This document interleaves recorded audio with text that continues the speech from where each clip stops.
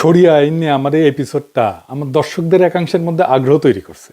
আমার অন্যান্য এপিসোডগুলো একদিনের মধ্যে মিলিয়ন ভিউ ছাড়াইলে এই শরিয়া আইন নিয়ে এপিসোডটা তেমন ভিউ হয় নাই, কিন্তু আমি দেখতে পারছি একটা সিগনিফিক্যান্ট ইন্টারেস্ট তৈরি হয়েছে আমার দর্শকদের মধ্যে। এইভাবে যে পশ্চিমা ন্যারেটিভকে জবাব দেওয়া যায় তা দেখে অনেকেই চমৎকৃত হয়েছেন, আমাকে অনেকে ধন্যবাদ জানাইছেন। আমি তখনই সিদ্ধান্ত নিয়েছিলাম যে আর একটা এপিসোড করবো শরিয়া আইন নিয়ে, কারণ অনেক আলাপ করতে পারিনি, ওইখানে বড় হয়ে যাইতেছিল জন্য। আর একটা দিক দিয়ে আলাপ করব, যা সেদিন সময়ের অভাবে আলাপ করা যায় না।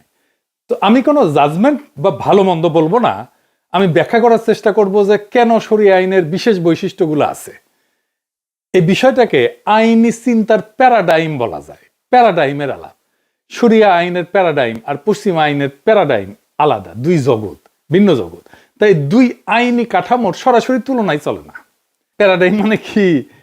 প্যারাডাইম এই শব্দটার বাংলা করছে প্রতিমান, অনেকে বলে ভাব কাঠামো বা চিন্তা কাঠামো, কিন্তু আমরা প্যারাডাইম দিয়েই বুঝবো এটা আসলে কি।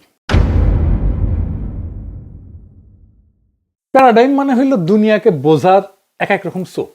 আমরা দুনিয়াকে এক এক রকম চোখ দিয়ে বুঝি, সবাই একরকম চোখ দিয়ে বুঝি না। যেমন ধরেন, আপনি যদি লাল কাচের চশমা পরেন তাহলে সবকিছু লাল দেখবেন, আবার যদি সবুজ চশমা পরেন তাহলে সবকিছু সবুজ দেখবেন। এই চশমার রংটাই হইল প্যারাডাইম।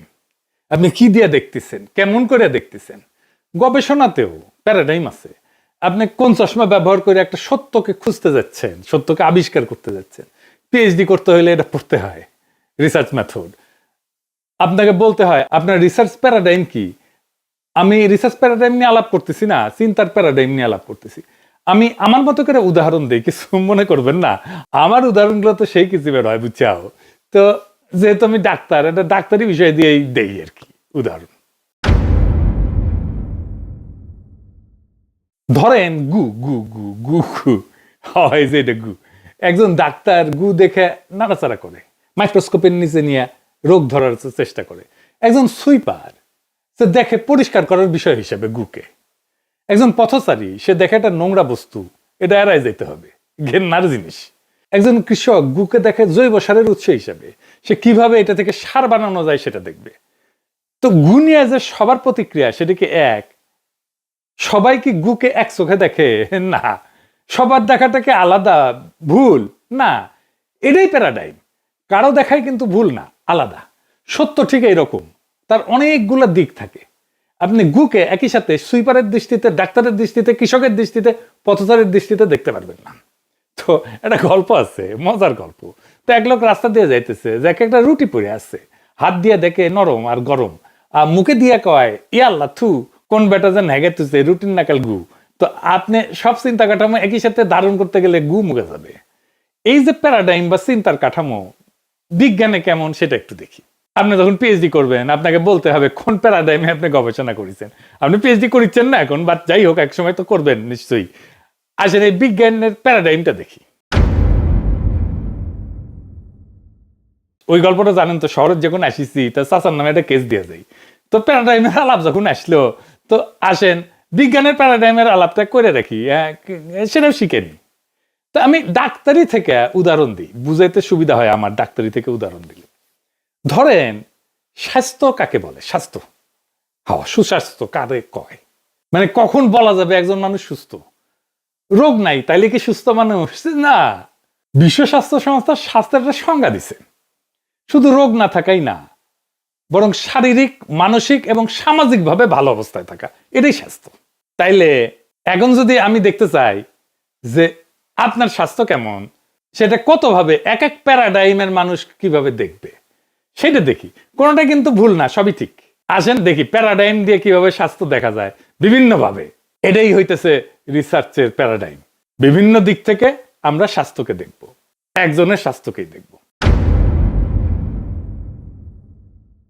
প্রথমে হইতেছে পজিটিভিস্ট প্যারাডাইম। তো এই পজিটিভিস্ট প্যারাডাইমে যারা বিশ্বাস করে তারা মনে করে সত্য মাপা যায়, সংখ্যায় ধরা যায়, গোনা যায়। মানে স্বাস্থ্য মানে শরীরের জৈবিক দিক, রক্তচাপ কেমন আছে এটা মাপা যায়, ব্লাডের সুগার কেমন আছে এটা মাপা যায়, লিভারের এনজাইম কেমন আছে এটাও মাপা যায়। তো রক্ত পরীক্ষা করলাম, স্ক্যান করলাম, করে সব রিপোর্ট যদি নর্মাল থাকে তাহলে বলবো সুস্থ, তাই না? 2 নাম্বার পোস্ট পজিটিভিস্ট প্যারাডাইম। এরা কয় যে সত্যকে পুরোপুরি ধরা যায় না, শুধু আনুমানিকভাবে বোঝা যায়।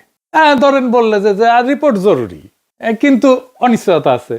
আপনি পরীক্ষা নিরীক্ষা করলেন, কিন্তু আপনি নিশ্চিতভাবে বলতে পারবেন না যে আসলেই তার স্বাস্থ্য ভালো আছে। নর্মাল আসলেও কভার পারবেন না, কইতে পারবেন সম্ভবত সুস্থ, তবে 100% নিশ্চিত না।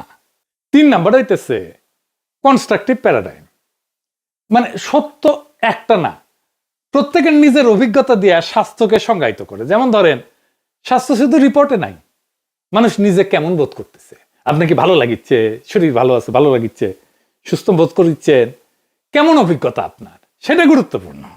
মানে আপনার রিপোর্ট সব ঠিক আছে, কিন্তু আপনি ভালো বোধ করছেন না, তাহলে কি আপনার স্বাস্থ্য ঠিক আছে? নাই তো। এরপরে 4 নাম্বার হইতেছে ক্রিটিক্যাল প্যারাডাইম, মানে ধরেন জ্ঞান এবং স্বাস্থ্য এটা নিরপেক্ষ না। মানে কি? মানে ধরেন ক্ষমতা, শোষণ, বৈষম্য দিয়ে নিয়ন্ত্রিত। স্বাস্থ্য মানে শুধু শরীর না, সমাজের ক্ষমতা, দারিদ্র্য, বৈষম্য সবকিছু স্বাস্থ্যকে প্রভাবিত করে। যেমন ধরেন আপনার টাকা নাই, আপনার যে পরীক্ষা করা দরকার ছিল সেই পরীক্ষাটা করা গেল না। আরেকজনের টাকা আছে, মেলা বড় বড় পরীক্ষা করা গেল, এবং ওই পরীক্ষায় দেখা গেল আপনার কিছু কিছু রোগ আছে, আর আপনার টাকা নাই, সব পরীক্ষা করতে পারলেন না। এরা কম পয়সার একটা পরীক্ষা করলেন, দেখলেন রিপোর্ট ঠিক আছে, তাইলে কি আপনার স্বাস্থ্য ঠিক আছে? নাই তো, কারণ আপনি তো সব পরীক্ষা করতে পারেন নাই, আপনার টাকাই নাই, তাই না? প্রাগমেটিক প্যারাডাইম, মানে যা কাজে লাগে সেটাই সত্য, মানে তত্ত্ব না। আসল ব্যাপার হলো মানুষ আসলেই ভালো আছে কিনা, কাজে ফিরতে পারছে কিনা, এটাই তার স্বাস্থ্যের মাপকাঠি। মানুষ যদি কাজ করতে পারে, আনন্দে থাকতে পারে, তবে সে সুস্থ। আরো প্যারাডাইম আছে, আমি আর সবগুলোতে গেলাম না। যেমন ধরেন পোস্ট মডার্ন প্যারাডাইম, মানে ধরেন কোনো একক সত্য নাই, স্বাস্থ্য বহু রকমের সংজ্ঞায়িত করা যায়। স্বাস্থ্য একভাবে সংজ্ঞায়িত করা যাবে না। কারো কাছে স্বাস্থ্য মানে শরীর ঠিক থাকা, কারো কাছে মানসিক শান্তিই স্বাস্থ্য, আবার কারো কাছে সামাজিক নিরাপত্তাই স্বাস্থ্য। এবার আসেন সবগুলো একসাথে দেখি, তাহলে আবার মনে হবে, কারণ আলাদা আলাদা করে বলছি তো আবার একটু মনে হবে। এইটা সে একটু পাশে লিখে দেন। ধরুন পজিটিভিস্ট, রিপোর্ট যদি নর্মাল হয় তাহলে আপনি সুস্থ। পোস্ট পজিটিভিস্ট, রিপোর্ট বলতেছে সুস্থ, তবে অনিশ্চয়তা আছে, আপনি বলতে পারবো না ভাই যে আপনি আসলে সুস্থ কিনা। ইন্টারপ্রেটিভ, যেমন আপনার কেমন লাগিচ্ছে সেটাই স্বাস্থ্য, আপনার যদি ভালো লাগে তাহলে আপনি সুস্থ। ক্রিটিক্যাল, সমাজে অন্যায় অসাম্য থাকলে স্বাস্থ্য নাই, স্বাস্থ্য ঠিক রাখা যাবে না। প্রাগমেটিক, যা কাজে লাগে সেটাই স্বাস্থ্য। পোস্টমডার্ন, স্বাস্থ্য অনেক রকম, একক কোনো সংজ্ঞা নাই। তার মানে আপনি ধরেন পোস্টমডার্ন প্যারাডাইমের যে সমস্যা, সেটাকে পজিটিভিস্ট প্যারাডাইমের সলিউশন দিয়ে সমাধান করতে পারবেন না, পারা সম্ভব না। ব্রাত্য রাইসুর একটা কুতর্কের দোকান আছে, সে এমন প্রশ্ন করে মাথা ঘুরায় দেয়। এটা একটা ইন্টারেস্টিং ট্রিক। ধরেন আপনি এক প্যারাডাইম থেকে আলাপ করতেছেন, সে আর এক প্যারাডাইম থেকে প্রশ্ন করবে। মানে আপনি একজন পথচারী, পথচারী হয়ে কইতেছেন রাস্তার মধ্যে হ্যাগে রাখছে, এটা কিছু হইল, সি সি সি সি। প্রাপ্ত এসে এসে কবে হাগা দিয়া তো সার হয়, আপনি বিনা পয়সায় সার পেলেন, হ্যাগে রাখছে তো আপনার সুবিধা হইল, তো ভালো হইল না আপনার? ওনারা ধন্যবাদ দেন, হ্যাঁ বুঝি চাও। তাইলে প্যারাডাইমের আলাপ বুঝলেন। এইবার আসেন আমাদের মূল আলাপে আসি, শরিয়া আইন আর পশ্চিমা আইনের প্যারাডাইমের আলাপ। শরিয়া আইনের প্যারাডাইমের মূল ভাবনা হইল আইন আসে আল্লাহর কাছ থেকে, তাই মানুষের বানানো নিয়ম না, বরং ধর্মীয় শাস্ত্র থেকে নিয়ম নির্ধারিত হবে। এইখানে ন্যায়, অন্যায়, শাস্তি, পুরস্কার সবই ধর্মীয় ভিত্তির সাথে জড়িত। আর পশ্চিমা আইনের প্যারাডাইম আরেকদিকে লেখেন, শরিয়া আইনটা একদিকে লেখেন, পশ্চিমা আইনটা আরেকদিকে লেখেন। এইখানে পশ্চিমা আইনে আসে, আইন আসে মানুষের তৈরি সামাজিক চুক্তি থেকে, সংসদ, কোর্ট, সংবিধান সব মিলায় মানুষই ঠিক করে কোনটা আইন কোনটা না। ধর্মকে এখানে বাইরে রাখা হয়। দুটাই আইন, কিন্তু চশমার রং আলাদা। একটার মূল দৃষ্টি ধর্মে, আর একটার মূল দৃষ্টি মানুষের তৈরি নিয়মে। সহজ কথায় বললে শরিয়া আর পশ্চিমা আইন দুইটা হইল দুই রঙের চশমা। একই সমাজ বা অপরাধকে দুইটা ভিন্ন দৃষ্টিতে দেখে। এই ভিন্ন দৃষ্টি বা চিন্তার ধারণাই হলো প্যারাডাইম।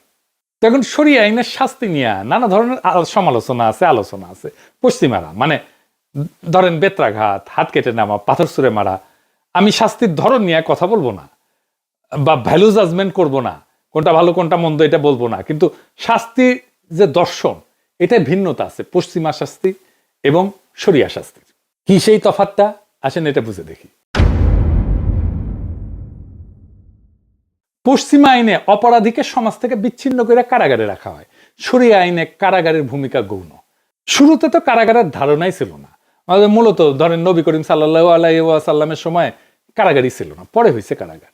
তো শরিয়া আইনে অপরাধী সমাজে ফিরে যায়, তাকে একটা শাস্তি দিয়ে সমাজে ছেড়ে দেওয়া হয়।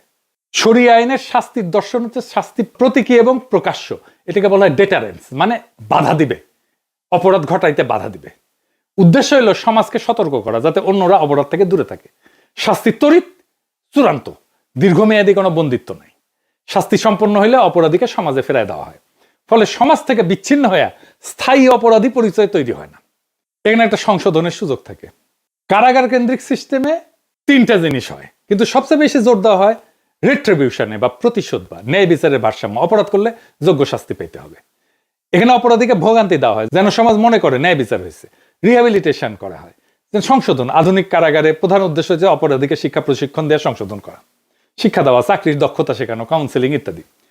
3 নম্বর হইতেছে ইনক্যাপাসিটেশন বা অক্ষম করে রাখা, অপরাধীকে সমাজ থেকে সরায় দেওয়া যাতে সে আর ক্ষতি করতে না পারে।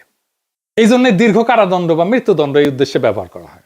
তুলনা করলে বলা হয়, একদিকে লেখেন শরিয়া আইন, এডিটর সাহেব, এটা প্রধানত ডেটারেন্স, ভীতি প্রদর্শন, প্রতীকী শাস্তি, দ্রুত প্রয়োগ। এটার সঙ্গে রিট্রিবিউশনও আছে কিছুটা, যেমন কিসাসে সমপরিমাণ প্রতিশোধ। পশ্চিমা আইনে ডান পাশে লেখেন প্রধানত রিট্রিবিউশন। রিট্রিবিউশন শরিয়া আইনে সেকেন্ডারি, পশ্চিমা আইনে retribution primary. 2 number rehabilitation, 3 number ইনক্যাপাসিটেশন। Deterrence আছে, তবে সরাসরি না, প্রকাশ্য না, পরোক্ষভাবে কারাগারের ভীতি এবং আইন প্রয়োগ করে, মৃত্যুদণ্ডের ভীতি প্রয়োগ করে। তার মানে দেখছেন, শরিয়া আইনে যেটা সেকেন্ডারি, পশ্চিমা আইনে সেটা প্রাইমারি। এও বুঝছেন, পশ্চিমা আইনে উকিল কেনা যায়, রায় প্রভাবিত করা যায়। কারণ পশ্চিমা আইনের মূল ভিত্তি হচ্ছে রুল অফ ল, সবাই আইনের চোখে সমান। অর্থ দিয়া বিচার কেনা সম্ভব না থিওরিটিক্যালি, কিন্তু আইনজীবী, আপনি ভালো আইনজীবী যদি নেন, তাইলে আপনি ফেভারেবল একটা রায় পাইতে পারেন। ধনী মানুষেরা, কর্পোরেশন আর বেশি টাকা দিয়া টপ ল ফার্ম ভাড়া করতে পারে। ভালো আইনজীবী মানে কি? মানে সে আইনগত ফাঁক খুঁজে বের করবে, জুরি বা বিচারককে প্রভাবিত করার মতো যুক্তি দাঁড় করিতে পারবে, ভালো লেখাপড়া জানে। ফলে একই অপরাধের জন্য ধনীরা হালকা শাস্তি পায়, গরিবেরা কঠোর শাস্তি পায়। এইটাকে আধুনিক আইনের দর্শনের ভাষায় বলা হয় জাস্টিস গ্যাপ বা 2 টিয়ার জাস্টিস সিস্টেম। তাই সরাসরি রায় কেনা যায় কিনা এটা আমি বলতে চাই না, কিন্তু রায়ের ফলাফলে প্রভাব ফেলার মতো শক্তিশালী সুবিধা কেনা যায়। শরিয়া আইনের তুলনায় শরিয়া অপরাধ প্রমাণের নিয়ম এত কড়া, যেমন 4 জন সাক্ষী লাগে, নির্দিষ্ট শর্ত লাগে, এবং উকিল দিয়ে খেল খতম করার সুযোগ সীমিত। আদি শরিয়া আইনে উকিলের কোনো রোলই ছিল না। আবার বিচারকের বা কাজীর বিচারের বিবেচনার অংশ শরিয়া আইনে কম, কারণ শাস্তি আল্লাহ নির্ধারিত। ফলে উকিলের ভূমিকা সীমিত, রায়কে কেনা বাঁকানো কঠিন। পশ্চিমা আইনে ধনীরা অর্থ দিয়ে, আইনজীবীর শক্তি দিয়ে রায় প্রভাবিত করতে পারে। মানে থিওরিটিক্যালি সমতা থাকলেও বাস্তবে বৈষম্য হয়। শরিয়া আইনে ঐশ্বরিক বিধান, কড়া প্রমাণ কাঠামোর কারণে এই সুযোগটা সীমিত। আরেকটা গুরুত্বপূর্ণ তফাৎ আছে শরিয়া আইনে, কি সেটা? শরিয়া আইনে অপরাধের যেটা ধারণা, অপরাধকে শরিয়াতে 2 ভাগে ভাগ করা হয়। একটা হচ্ছে হক্কুল্লাহ, আল্লাহর অধিকার, আর একটা হচ্ছে হক্কুল ইবাদ বা বান্দার অধিকার। হক্কুল ইবাদ যেমন এটা খুন, শারীরিক আঘাত, মানহানি। এখানে ভিকটিম, তার পরিবার গুরুত্বপূর্ণ ভূমিকা রাখে ন্যায় বিচারের ক্ষেত্রে। তারা চাইলে কিসাস বা প্রতিশোধমূলক শাস্তি দাবি করতে পারে, বা দিয়া বা ক্ষতিপূরণ নিয়ে মাফ করে দিতে পারে। হক্কুল্লাহ যেমন জিনা, চুরি, মদ পান, এইগুলা আল্লাহর অধিকার হিসাবে ধরা হয়। তাই এইখানে ভিকটিম ক্ষমা করলেও রাষ্ট্র, কাজী শাস্তি কার্যকর করতে পারে। পশ্চিমা আইন ব্যবস্থায় অপরাধকে মূলত অফেন্স এগেইনস্ট দ্য স্টেট হিসেবে দেখা হয়, রাষ্ট্রের বিরুদ্ধে অপরাধ। অর্থাৎ কেউ যদি খুন করে, সেটা শুধু পরিবারের ক্ষতি না, বরং সমাজ এবং রাষ্ট্রের শৃঙ্খলা ভাঙা। এই জন্য রাষ্ট্র প্রসিকিউশন চালায়। টিম পরিবার যদি মাপও করে দেয়, তাও রাষ্ট্র এটা চালাবে। আবার ধরেন, আমার ভাইকে কেউ মারলে আমার কোনো অনুমতি ছাড়াই চুপু মাপ করে দিতে পারে, এটা কোনো ইনসাফ? তো আমাদের পশ্চিমা আইনের ফাঁকগুলো দেখলেন তো, এই ফাঁকগুলো অবশ্যই শরিয়া আইনের দার্শনিক ধারণা পূরণ করতে পারে। বর্তমান আইনি ব্যবস্থাকে আরো বেশি ইনসাফপূর্ণ করার ক্ষেত্রে পশ্চিমা আইনই শেষ কথা না। শরিয়া আইন আর পশ্চিমা আইন 2টা ভিন্ন প্যারাডাইম। একটা দাঁড়ায় আছে আল্লাহর হকে, আর একটা দাঁড়ায় আছে রাষ্ট্রের চুক্তিতে। এখন আসল প্রশ্ন হইল, ন্যায় বা ইনসাফটা কি? এটা কি শুধু রাষ্ট্রের শাস্তি, না ভিকটিমের সন্তুষ্টিও, সমাজের ভারসাম্য এবং আল্লাহর ন্যায় ইনসাফ? আমরা যদি এক চোখে না দেখে 2 চোখে দেখতে শিখি, তাহলে হয়তো আমাদের আইন ব্যবস্থা আরো ইনসাফপূর্ণ হইতে পারে। তাইলে আজকের আলাপে বুঝলেন, শরিয়া আইন নিয়ে যে হাউকাউ করে পশ্চিমে, এটা হুদাই, আমরাই ব্যাখ্যা করতে পারি না ঠিক মতো। আজকে ব্যাখ্যা পাইলেন, আরো আলাপ করা যায়, সে আলাপ আর একদিন হবে। আজকের মতো এইখানেই। ইনকিলাব জিন্দাবাদ।